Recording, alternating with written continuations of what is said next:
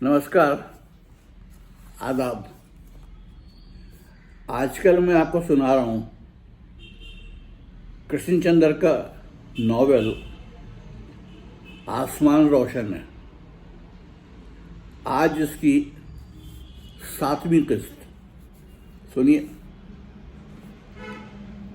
हवालात का बल्ब टूटा हुआ था, इसलिए हवालात में अंधेरी रात थी। एक मलगजा सा चांद बादलों के पीछे से कभी कभी खिड़की में से मध्यम मध्यम सी रोशनी ले आता था, जिसे मर्देकर और इसहाक के रुखसार रोशन हो उठते थे।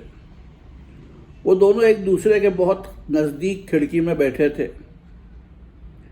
एक का हाथ दूसरे के हाथ में था और एक का जिस्म दूसरे के जिस्म से बिरादाराना रफ़ाकत से मस हो रहा था। वो धीमे धीमे लहजे में एक दूसरे को अपनी ज़िंदगी की तुर्श और शीरी दास्तानें सुनाते रहे। मर्देकर कह रहा था, और जब मैं जंग से वापस आया तो कमला गांव में न थी। पहले दिन तो मुझे गांव में किसी ने ना बताया, लेकिन दूसरे दिन पता चल गया कि कमला का ब्याह उसके माँ बाप ने पांडुरंग फूल वाले से कर दिया है, जो बंबई में रहता है और गिरगाम रोड पर ठाकुर द्वार के नाके पर फूल बेचता है। 2-4 दिन घर में रहकर बंबई चला आया। मेरा जी अपने घर में ना लगा। गांव की हर पगडंडी जैसे मेरे कदम रोक कर मुझे खड़ा कर देती थी, और मैं उन कदमों के ख्वाब देखने लग जाता जो कमला के थे और जिनकी मैंने पूजा की थी। और जब मैं अस्पताल में नीम मुर्दा पड़ा था, जब उन्होंने मेरा बाजू काट डाला और मेरी टांग काट डाली, उस वक्त भी मौत के दहाने पर भी मैंने अपने सीने से वही कदम लिपटाए रखा। इसहाक, क्या तुम समझ रहे हो मैं क्या कह रहा हूं? इंसान कैसे किसी के कदमों को अपने सीने से लगाए रखता है। इसहाक को जमीला के नाचते हुए कदम याद आए और उसने भर्राई हुई आवाज में कहा, हाँ समझ रहा हूं आनंद। ऐसी ही काली मलगजी रात थी जब मैं बंबई पहुंचा। शाम हो चुकी थी। ठाकुर द्वार के नाके पर रोशनियां जगमग कर रही थीं। पांडुरंग फूल वाले की दुकान के सामने एक बिजली के खंभे की ओट में खड़ा होकर कमला को देखने लगा। गुलाबी रंग की साड़ी में, जिसका पन्ना गहरा सुर्ख था, वो कितनी अच्छी मालूम हो रही थी। वो सूत के धागों में चंपा के फूलों की एक वेनी बांध रही थी, और इस तरह उसका जिस्म पांव के अंगूठे से हाथ की पोर तक एक कमान की तरह खिंचा हुआ नजर आ रहा था। तुम उसके सामने गए? उसने तुम्हें देखा? नहीं, मैं ओट में खड़ा उसे देखता रहा, अपनी कमला को, जिसे उन्होंने एक फूल वाले से ब्याह दिया था। वो कितनी खुश और खूबसूरत नजर आ रही थी। मैंने सोचा, मैं कैसे उसके सामने जाऊं, क्या कहूं उससे। आया था इतनी दूर से उससे कुछ कहने को, एक शिकायत करने को। जब मैं उसके पास गया था तो पूरा इंसान था। जब जंग से वापस आया तो आधा इंसान था। मैंने सोचा, वो तो मुझे पहचान ना सकेगी, और जब वो मेरे बताने पर पहचान लेगी तो जिन निगाहों से वो सर से पांव तक मुझे देखेगी, उन निगाहों को मैं कहाँ ले जगह रखूंगा। मेरे दिल में तो कमला की हर बात और उसकी हर निगाह के लिए जगह है, लेकिन उस निगाह को रखने के लिए मैंने अपने जिस्म और रूह में लेकिन उस निगाह को रखने के लिए मैं अपने जिस्म और रूह में कौन सी जगह निकालूंगा? अनंत, इसहाक ने उसका हाथ जोर से दबाया। इतने में वो अपने काम से फारिग होकर पांडुरंग की तरफ मुड़ी। पांडुरंग जो खूबसूरत था, सजीला था और पूरा था, और वो उन दोनों के हाथ, पांडुरंग के और कमला के हाथ, एक दूसरे से मिल गए, घुल गए। और मैं जो अब तक न रोया था, न किसी महाज जंग पर, न किसी अस्पताल में, न जिंदगी के सामने, न मौत के सामने, उस वक्त कमला के हाथों को पांडुरंग के हाथों में जाते देखकर मेरी आंखों में आंसू उबलने लगे। और मैं उसी खंबे की ओट में एक दीवार के अंधियारे में लड़खड़ा कर रोने लगा, और मेरे आंसू थम न सके। और हजार रोकने पर भी यह महसूस हुआ जैसे मेरा दिल टुकड़े टुकड़े हो जाएगा। तुम मुझसे पूछते हो जंग से इस कदर नफरत क्यों है? जरा सोचो तो, जिस जंग ने मेरे पांव से मर्द की चाल छीन ली, जिसने मेरे हाथ से महबूब की कमर छीन ली, कान से नगमे का आहंग छीन लिया, मैं उसके खिलाफ ना लड़ूंगा तो क्या कमला के खिलाफ लड़ूंगा जिससे मुझे मोहब्बत थी? इसहाक, नफरत इंसान को इंसान से ना होनी चाहिए, उस निज़ाम ज़िंदगी से होनी चाहिए जो उसे मजबूर या बदकार, मुफलिस या नादार बना देता है। यकायक इसहाक को ऐसा महसूस हुआ जैसे उसे उसका जवाब मिल गया, वो जवाब जिसका वो एक अरसे से मुंतज़िर था। उसका जवाब वो एक ऐसी ज़िंदगी में पाना चाहता था, एक ऐसे तजुर्बे से हासिल करना चाहता था जो उसकी तरह हो, गहरा हो और सच्चा हो, वो जो अब अनंत ने अपनी ज़बान से नहीं, अपनी ज़िंदगी से दिया था। यकायक एक गहरी मुसर्रत और तबानियत की लहर उसके रगो पै में दौड़ गई, और वो बिल्कुल बेख्तियार होकर अनंत से लिपट गया। क्या हुआ? अनंत बड़ी हैरत से इसहाक की तरफ देखने लगा, मगर इसहाक ने उसे कोई जवाब ना दिया। उसने अनंत को लकड़ी के कुशादा बेंच पर सुला दिया और खुद हवालात के ठंडे पथरीले फर्श पर अपना कंबल बिछा के बड़े इत्मीनान से सो गया। रात के तीसरे पहर इसहाक की आंख खुल गई। कोई उसे जोर से हिला हिला कर जगा रहा था। इसहाक हड़बड़ा कर उठ बैठा। नींद से मखमूर आंखों में उसने कई एक बड़े बड़े फैले हुए चेहरे देखे जो उसे घूर रहे थे। घबराकर इसहाक ने अपनी आंखें मली और फिर देखा अब्दुल मजीद उसे जगाने की कोशिश कर रहा था और उसके सर पर एल्सा खड़ी मुस्कुरा रही थी और उसके करीब इंस्पेक्टर सामंत परेशान हाल खड़ा था। उसके मोटे पेट पर उसकी स्याह पेटी ढलक गई थी और निक्कर भी ढलक कर घुटनों तक पहुंच चुकी थी। एल्सा ने कहा, उठो और अपने साथी को भी जगा दो। मैंने तुम दोनों के लिए दोनों का बंदोबस्त कर दिया है। सामत ने बौखलाए हुए लहजे में कहा, रात भर मेम साहब ने सोने नहीं दिया। कभी लोनावले के हेडक्वार्टर को टेलीफोन किया, कभी यहाँ की चौकी में, कभी मजिस्ट्रेट को डांट, कभी होटल वाले को फटकार। मेम साहब ने तो हमारा नाक में दम कर दिया। फिर उसने शिकायत आमेज निगाहों से इसहाक की तरफ देखकर कहा, तुम तो कहते थे तुम्हारा यहां कोई नहीं है।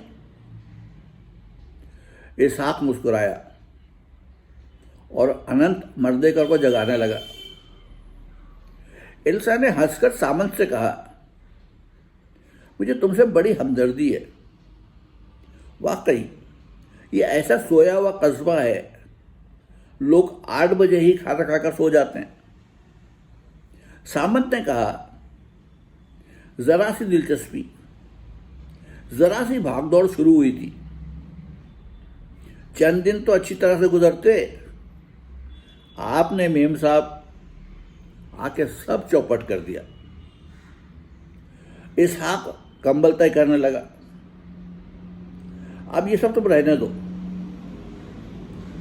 सामंत ने जरा तुर्श रुई से कहा, अब्दुल मजीद ये सब कर लेगा। अब तुम दोनों मेम साहब के साथ जाओ। हवालात का आईनी दरवाजा खुला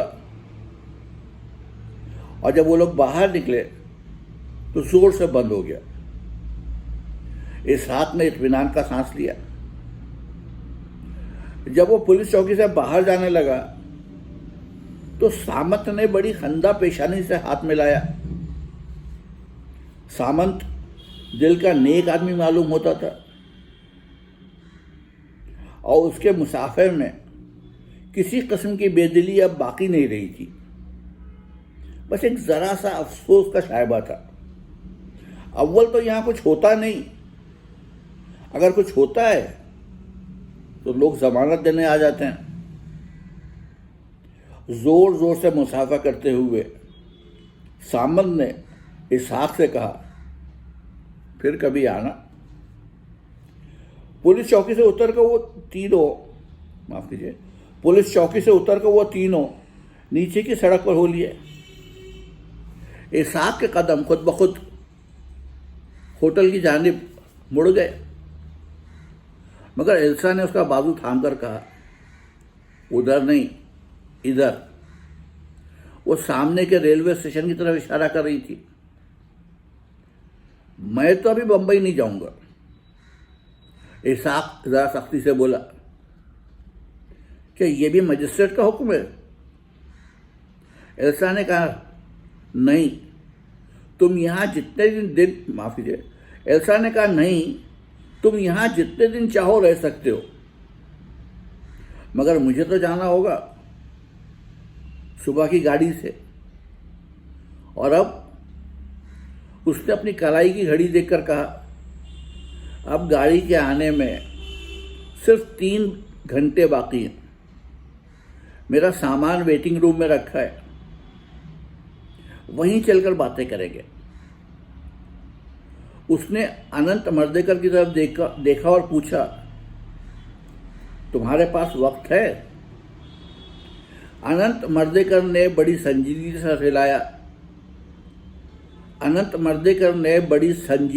साथ सर हिलाया, मगर उसकी आंखें खुशी से चमक रही थी।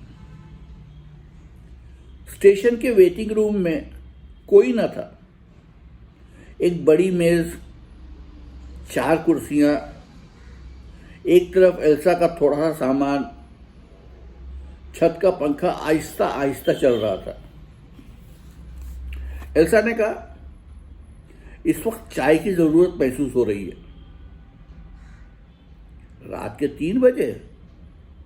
अब तो चाय वाला भी अपनी दुकान बंद करके सो रहा होगा। अनंत मर्देकर ने कहा, चाय वाला मेरा दोस्त है, सो भी रहा होगा, तो मैं उसे जगा के चाय बनवा लेता हूं। थोड़ी देर के बाद चाय आ गई। प्यालों पर से गर्म गर्म भाप उठती हुई नजर आई। चेहरों पर इत्मीनान की चमक लाती हुई एल्सा इसहाक और मर्देकर ने अपनी अपनी कुर्सियां करीब खिसका ली।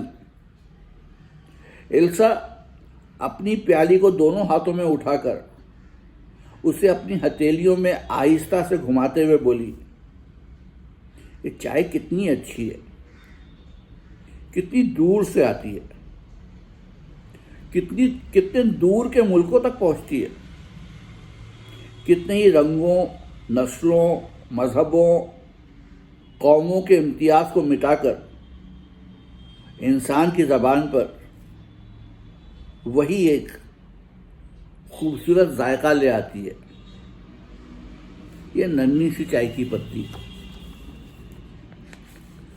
मर्देकर ने कहा, चाय मिलाती है मगर हवालात तकसीम करते हैं। एल्सा ने कहा, अभी तक दुनिया में जो चीज़ें तकसीम करती हैं उनकी कुव्वत गालिब है। मेरी एक मौसी है, वो मगरबी बर्लिन में रहती है, और मेरी माँ सक्सेनी में रहती है, जो मशरक़ी जर्मनी में।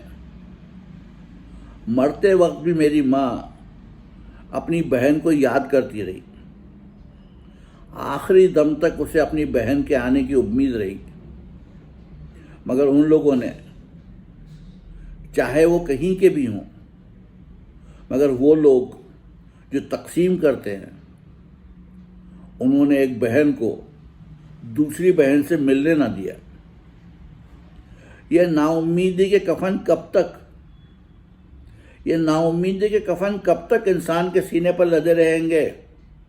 अरे मैं कहती हूँ, रंग, नस्ल, कौम, मजहब और मुल्क के तफर्रुकात को रहने दो, इनकी हदबंदियों को भी बरकरार रखो, लेकिन दिलों को तो मिलने दो।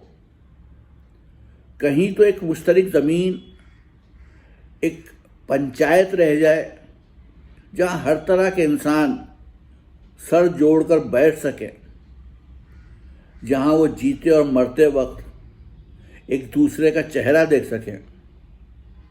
अभी तो ये चेहरा इतने गिलाफों में छुपा हुआ है कि कुछ भी नजर नहीं आता। थोड़ी देर तक खामोशी रही। तीनों खामोशी से चाय पीते रहे। फिर इसहाक ने आहिस्ता से कहा, मैं बहुत परेशान हूं और मेरी समझ में कुछ नहीं आता। मेरी तरफ देखो, मेरा नाम इसहाक है, मेरा नाम रामलाल नहीं है। तो क्या इसीलिए मैं गद्दार हूं? कुछ लोग यही कहते हैं।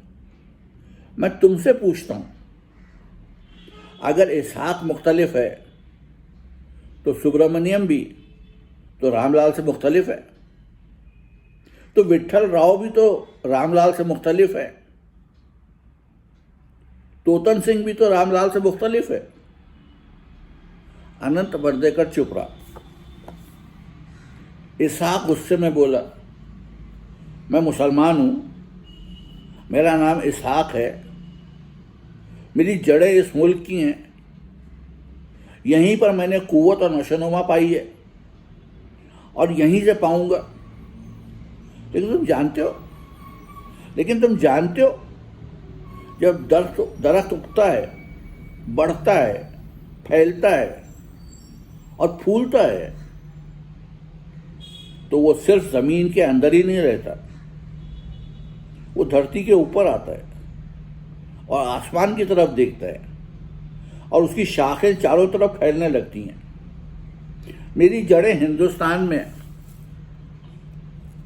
और मेरा तना भी हिंदुस्तान में है, लेकिन मैं डाल डाल पात पात बहुत से मुल्कों में फैला हुआ हूँ। पाकिस्तान में और ईरान में, मिस्र में और अल्बानिया में, मोरक्को और ट्यूनिस में, और उनसे भी आगे इंग्लिस्तान और रूस, अमेरिका और जापान, चीन और मलाया में, जगह जगह मैं अपने नाम की बाज़गश्त सुनता हूँ। कहीं पर जो कोई मेरे नाम पर खंजर चलाता है तो मेरे दिल के अंदर जख्म पैदा होता है और लहू उसमें से रिसने लगता है। मैं पत्थर नहीं हूं, मैं एक जानदार शय हूं। लोग इस चीज को क्यों नहीं समझते? एल्सा ने कहा, तो तुम्हें सिर्फ अपने नाम से प्यार है? नहीं। इसहाक ने बड़े यकीन से कहा, मुझे एल्सा, मर्देकर, तोतन सिंह, एंड्रूज, रामलाल और सुब्रमण्यम, इन सब नामों से प्यार है, लेकिन मैं इसहाक से भी मोहब्बत करता हूं। क्या अपने नाम से प्यार करना गद्दारी है? सिर्फ अपने नाम से प्यार करना और दूसरे नामों से नफरत करना गद्दारी है। मर्देकर ने आहिस्ता से कहा, हर नाम एक फूल है। एल्सा चाय की प्याली की तरफ देखते हुए बोली, तुमने बहुत अच्छी बात कही। इसहाक ने एल्सा के हाथ को बोसा दिया। तुमने बहुत अच्छी बात कही। ऐसी बात तो आज तक किसी शायर ने न कही। मैं एक अदीब हूं, लेकिन ये बात आज तक मेरे जहन में भी ना आई। और अब तुम्हारी तमसील से कितने ही फूल मेरे जहन में आए हैं।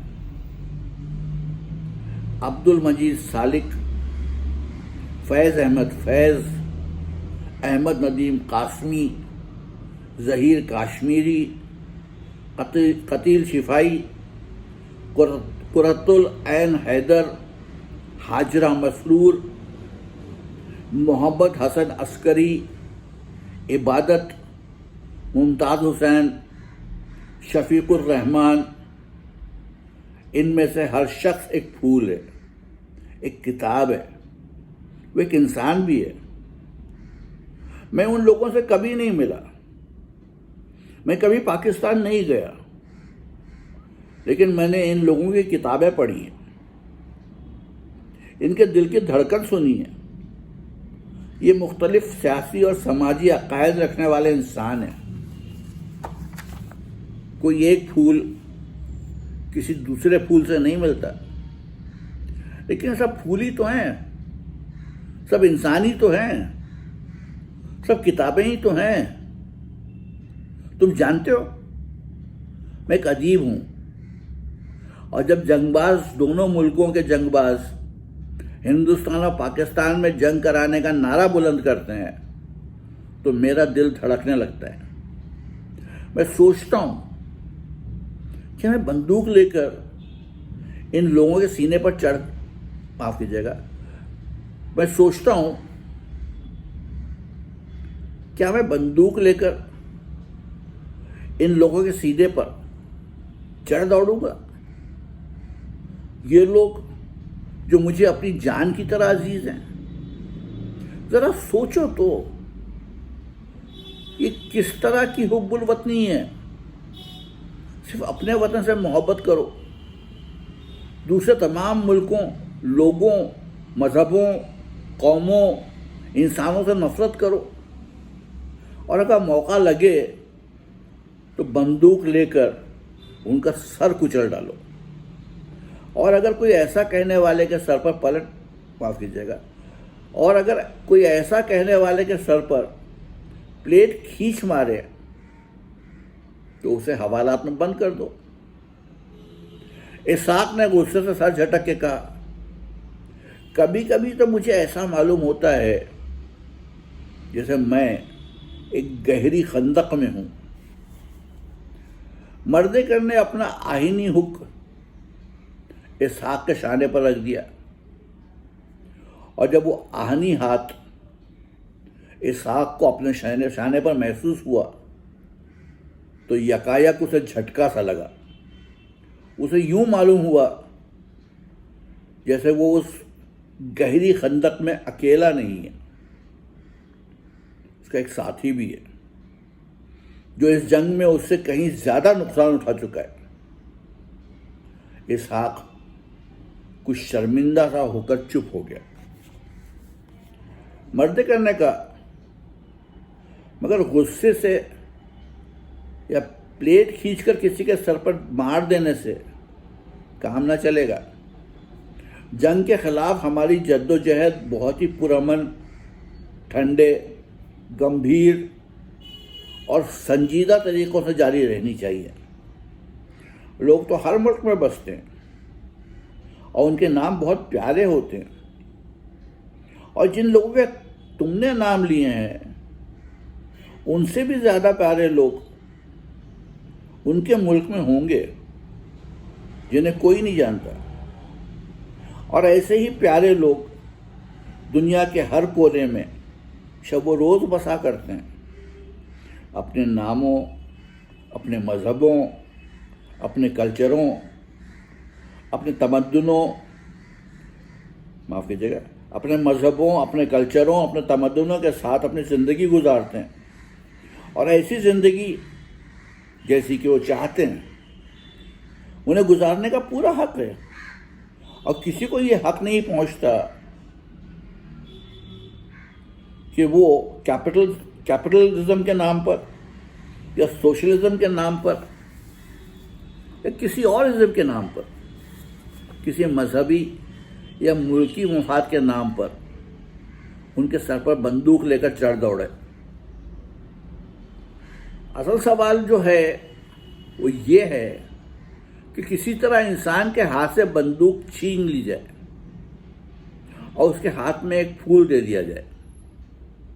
तुम जानते हो, जब एक इंसान एक फूल लेकर अपने किसी दुश्मन से गुस्से की बात करेगा तो बड़ा अहमक मालूम होगा कि नहीं? इसहाक हंसने लगा। मर्देकर ने कहा, मगर ये कोई आसान काम नहीं है। बंदूक छीन कर उसके हाथ में फूल दे देना आसान काम नहीं है। इसहाक ने बात का रुख बदलकर एल्सा से कहा, तुम चली जा रही हो और तुमने मुझे अतालवी मिशन के सामने का आबशार दिखाने को कहा था। वो प्रोग्राम तो तुम्हारी प्लेट ने माफ कीजिएगा, सॉरी, वो प्रोग्राम तो तुम्हारी प्लेट ने बदल डाला। अब तुम अकेले ही आबशार को देखोगे। आज रुक जाओ। इसहाक ने कहा, कल चली जाना। नहीं, मुझे आज ही जाना होगा। एक दिन में क्या फर्क पड़ जाएगा? नहीं, मैं आज ही जाऊंगी। अच्छा, तो शाम की गाड़ी से चली जाना। अब तो मैं तुम्हें एक दिन भी रहने के लिए नहीं कह रहा हूं, चंद घंटों की बात है। नहीं, मैं तो इसी गाड़ी से जाऊंगी।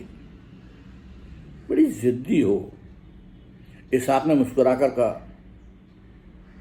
मगर एल्सा बिल्कुल मुस्कुरा ना रही थी। उसका चेहरा फक था, उसके होठ अंदर को भिंचे हुए थे और उसकी आंखों की पुतलियां सुकड़ गई थीं। और इसहाक बिल्कुल ना समझ सका कि उसने कौन सी ऐसी बुरी बात कह दी जो एल्सा को इस कदर नागवार गुजरी। उसने एल्सा से पूछा, भाई मैंने क्या कोई ऐसी बुरी बात कह दी जो तुमने यूं मुंह लटका लिया? ऐसा है तो मुझे माफ कर दो मादाम। एल्सा बोली, तुम नहीं जानते। तुमने नादानिस्ता तौर पर मुझे किसी वाक़ये की याद दिला दी। क्या? एल्सा बहुत देर चुप रही। अभी चारों तरफ सन्नाटा था। अभी पौ फटी ना थी। अभी कोई गाड़ी भी ना आने वाली थी। अभी स्टेशन पर मुकम्मल खामोशी थी। यकायक एल्सा ने कहा, कभी कभी मुझे मालूम होता है ये पेरिस का स्टेशन है। मैं और मेरा खाविंद एक गाड़ी का इंतज़ार कर रहे हैं। जंग के दौरान मैंने तुम्हें बताया कि मेरा खाविंद और मैं हम दोनों बड़ी मुश्किल से भागकर पेरिस पहुंच गए थे।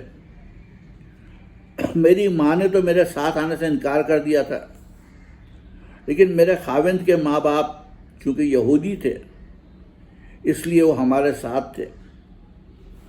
जब खतरे की हद को पार करने का मौका आया तो जो लोग हमारी मदद कर रहे थे उन्होंने नाजियों से बचाने के लिए हमें दो दो के जोड़े में हुदूद से बाहर भेजा। पहले हमें भेजा गया और ये तय पाया कि दूसरे दिन फला गाड़ी से मेरे शौहर के माँ बाप भी पेरिस पहुंच जाएंगे और हम उन दोनों को लेने के लिए फला वक्त स्टेशन पर पहुंच जाएंगे। चुनांचे दूसरे दिन हम लोग वक्त पर पहुंचकर स्टेशन पर गाड़ी का इंतजार करने लगे, लेकिन उस रोज वो गाड़ी ना आई। वक्त गुजरता चला गया। मुझे याद है मेरा शौहर बेंच से उठ कर बार बार आउट सिग्नल की तरफ देखता था। दूर तक रेल की लाइन बिछी हुई थी और वो बार बार अपनी घड़ी की तरफ देखता था। 1 घंटा गुजर गया, 2 घंटे गुजर गए, लेकिन उस रोज वो गाड़ी ना आई और हम मायूस होकर वापस चले गए। दूसरे दिन फिर पहुंचे उसी वक्त। दूसरे दिन वही गाड़ी आई, लेकिन उसमें मेरे शौहर के माँ बाप ना थे। हमने सारी गाड़ी छान मारी मगर वो दो ना आए। गाड़ी आ गई थी मगर वो दो ना आए थे। पहले दिन गाड़ी ना आई थी, दूसरे दिन गाड़ी आ गई मगर वो दो ना आए। मेरा दिल अंदर से बैठ गया, लेकिन मैंने अपने शौहर को तसल्ली देते हुए कहा, मुमकिन है वो लोग उन्हें आज सरहद पार ना करा सके हों, गाड़ी में ना बिठा सके हों। मुमकिन है वो लोग उन्हें कल भेज दें। दूसरे दिन मेरा शौहर गया, तीसरे दिन फिर मेरा शौहर उन्हें लेने गया, चौथे दिन भी गया। इसी तरह 15 दिन जाता रहा। हर रोज गाड़ी आती रही मगर वो ना आए, वो जिन्हें आना चाहिए था वो फिर कभी ना आए। उस दिन से मेरे शौहर को एक अजीब सा सौदा हो गया।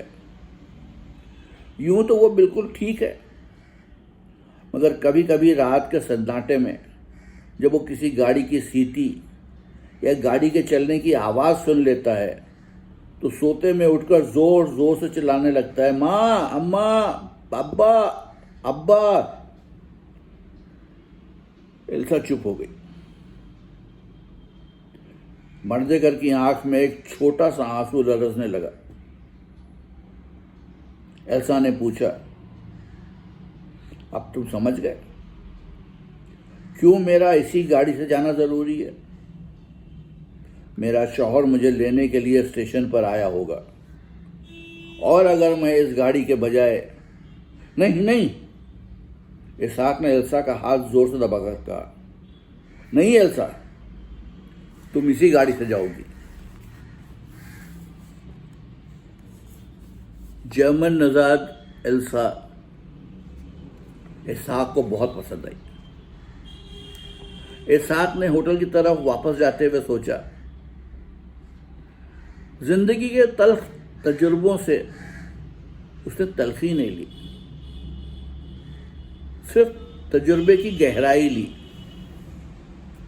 कितनी समझदार औरत है। इसहाक चलते चलते उसकी बातों पर गौर करने लगा।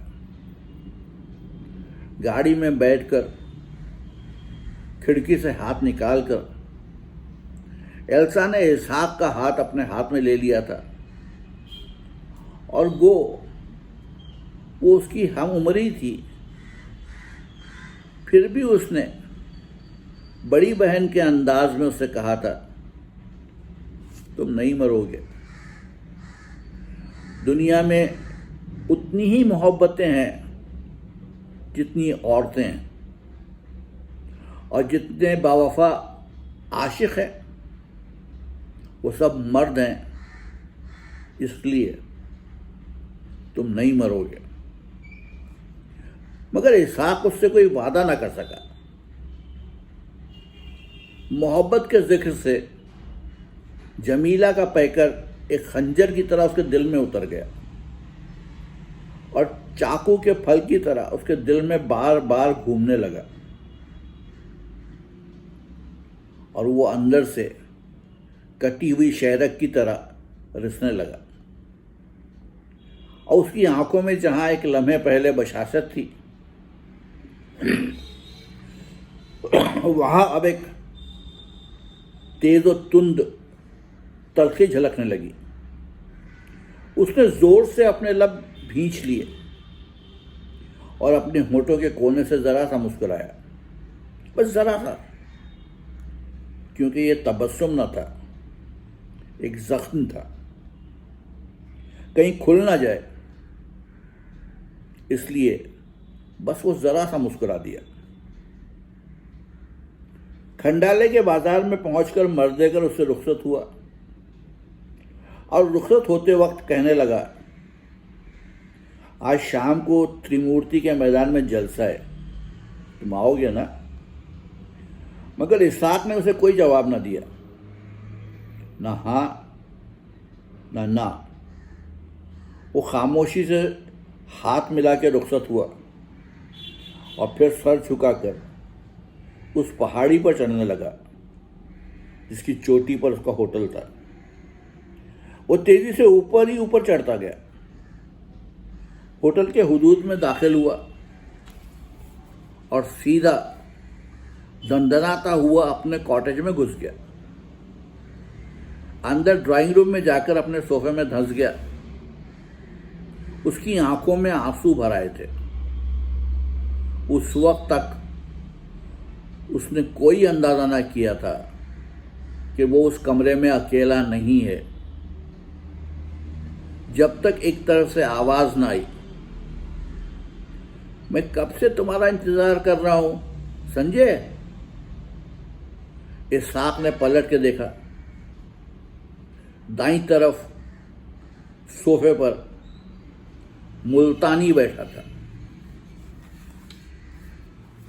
ये थी 7वीं किस्त। कल आपको इसकी 8वीं किस्त सुनाऊंगा। तब तक के लिए इजाज़त दीजिए। आदाब।